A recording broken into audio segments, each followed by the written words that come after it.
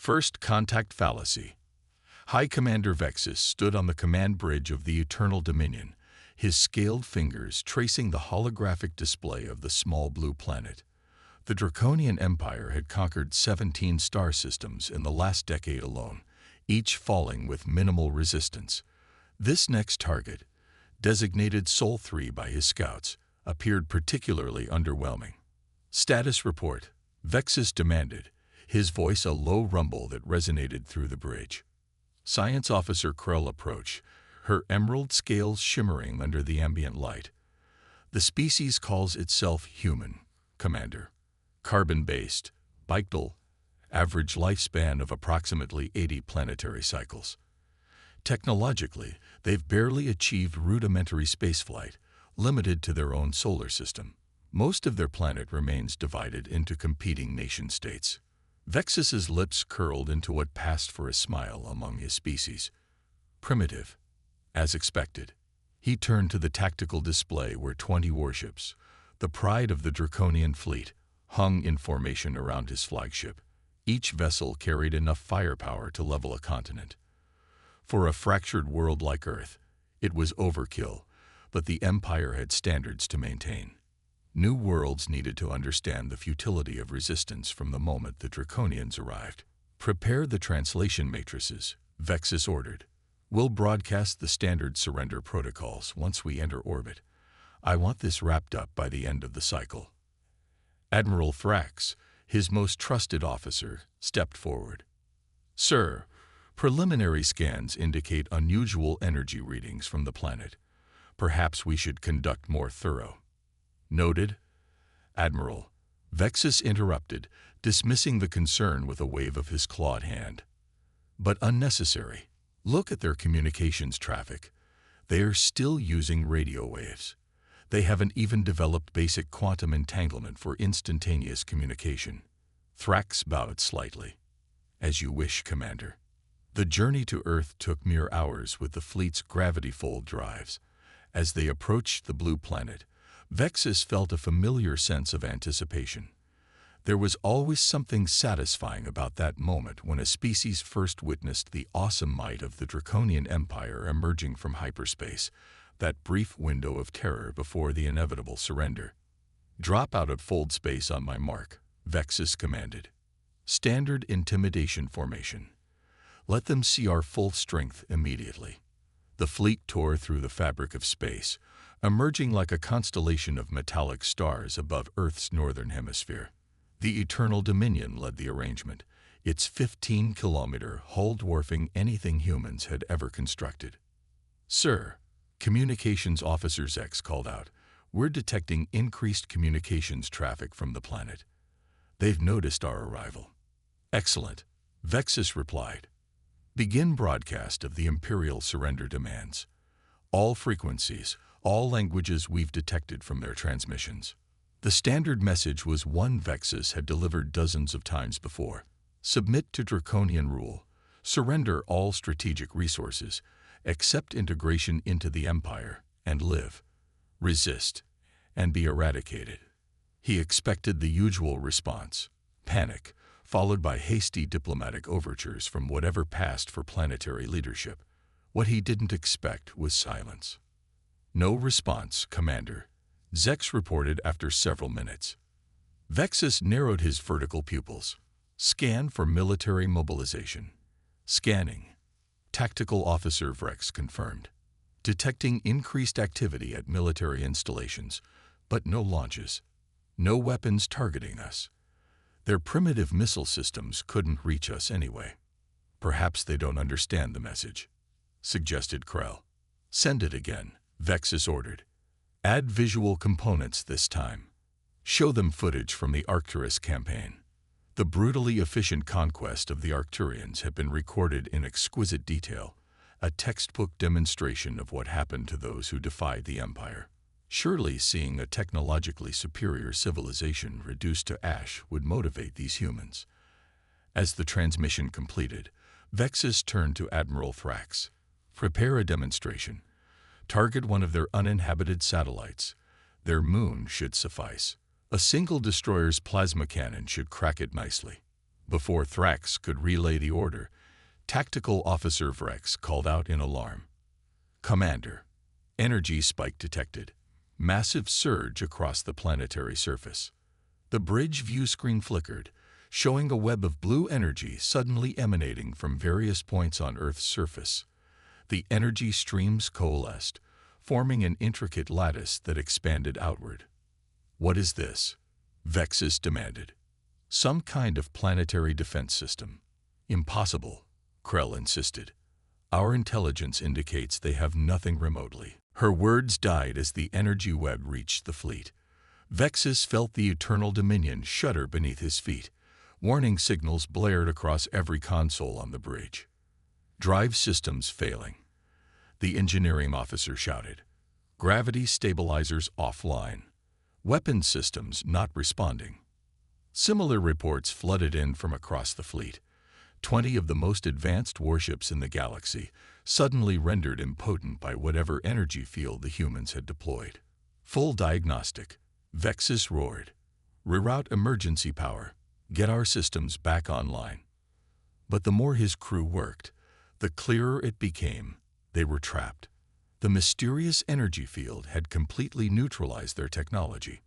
They could maintain life support and internal gravity, but propulsion, weapons, and fold space drives were completely disabled. "Sir," Zex called out, her voice unnaturally high. "We're receiving a transmission from the planet." "Put it through," Vexus growled. The main view screen shifted to show a human female. She appeared entirely unremarkable to Vexus, small, soft-skinned, with none of the natural armor or imposing features that marked truly evolved species. Yet there was something in her eyes that gave even the High Commander pause. "Greetings, vessels of the Draconian Empire," she said, her voice translated by the ship's systems. "I am Dr. Elena Reyes, representing the United Earth Defense Council. We apologize for the inconvenience, but we have temporarily disabled your fleet's offensive capabilities while we establish diplomatic relations." Vexus felt his scales bristle with rage. "You dare?" Dr. Reyes continued as if he hadn't spoken. "We've been monitoring your expansion for some time. Your conquest of the Arcturian Federation especially caught our attention. They were trading partners of ours." This revelation hit Vexus like a physical blow. The humans had interstellar relations. Impossible. "The energy field currently immobilizing your fleet is a non-destructive containment measure," she explained. "Your life support systems remain fully functional, as do your communications. We have no desire for conflict, but we will not permit threats against our world." Vexus struggled to process this information. These primitive humans possessed technology that could neutralize an entire draconian battle fleet without firing a shot. How had Imperial intelligence misread the situation so catastrophically? "We would welcome peaceful dialogue," Dr. Rice concluded. "Representatives will be dispatched to your flagship within the hour. Please prepare to receive them. Rise out." As the transmission ended, stunned silence enveloped the bridge. Admiral Thrax was the first to speak. "Commander, I recommend we assess our tactical options." "What tactical options?" Vexus snarled. "Our weapons are useless. Our drives are offline. We're hanging in orbit like decorations." Science Officer Krell approached the central display, studying the energy patterns surrounding their ships. "This technology. It's unlike anything in our database. The precision required to selectively disable our systems while leaving others functional. It suggests capabilities far beyond what we estimated." "But their planetary infrastructure," Vexus protested. "Their primitive satellite network. Their archaic combustion vehicles. We saw no evidence of advanced technology." Krell's expression was grim.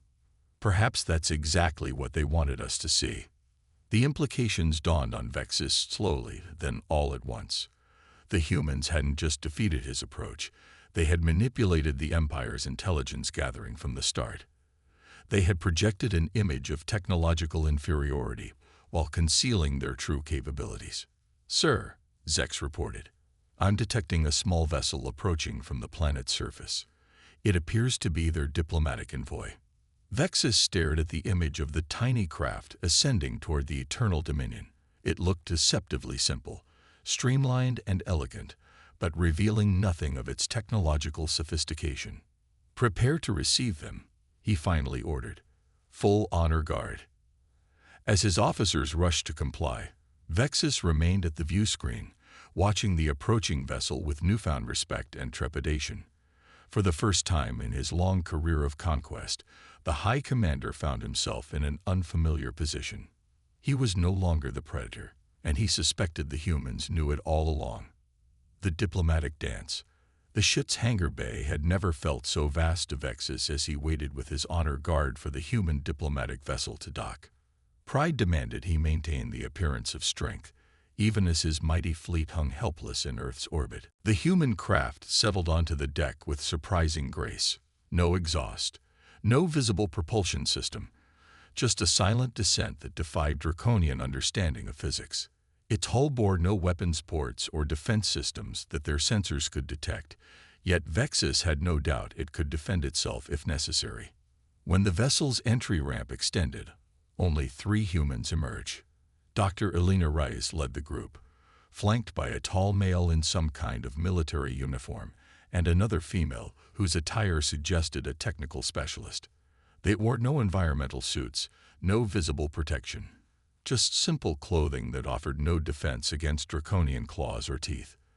Their confidence was either supreme arrogance or justified security.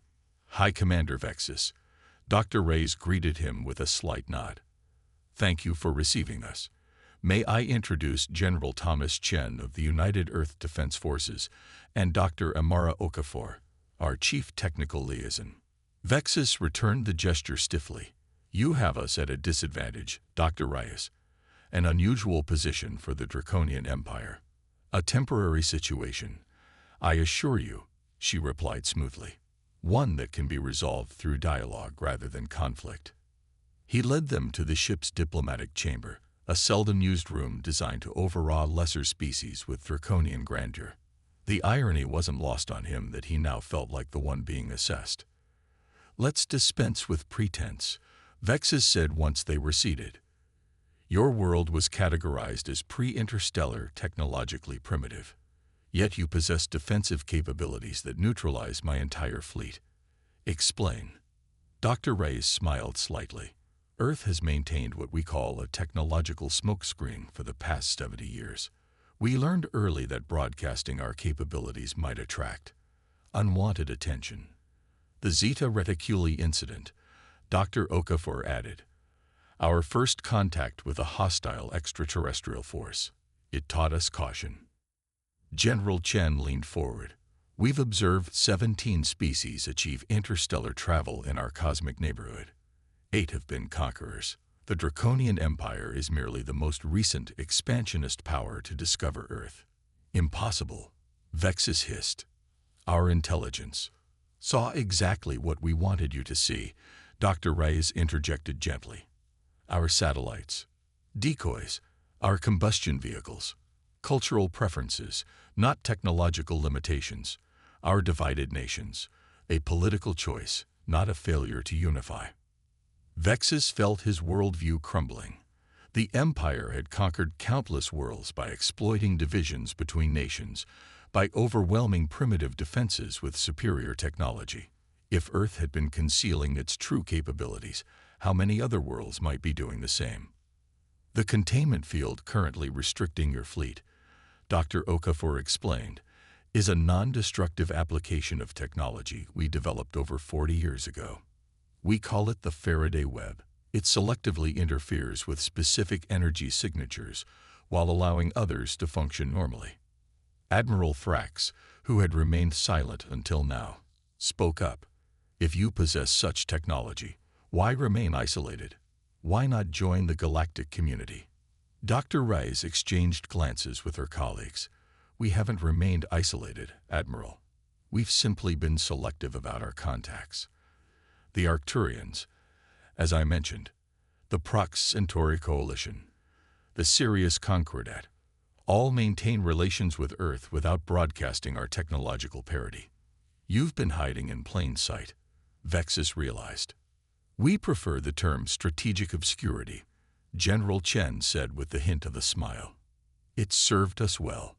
Vexus felt a growing respect for these humans, mixed with the bitter taste of having so badly miscalculated. So what happens now? You've neutralized my fleet. Do you demand our surrender? Our destruction? Dr. Reyes seemed genuinely surprised by the question. Neither, Commander. That's not our way. She touched a small device on her wrist, and a holographic display appeared between them, showing Earth and the surrounding space.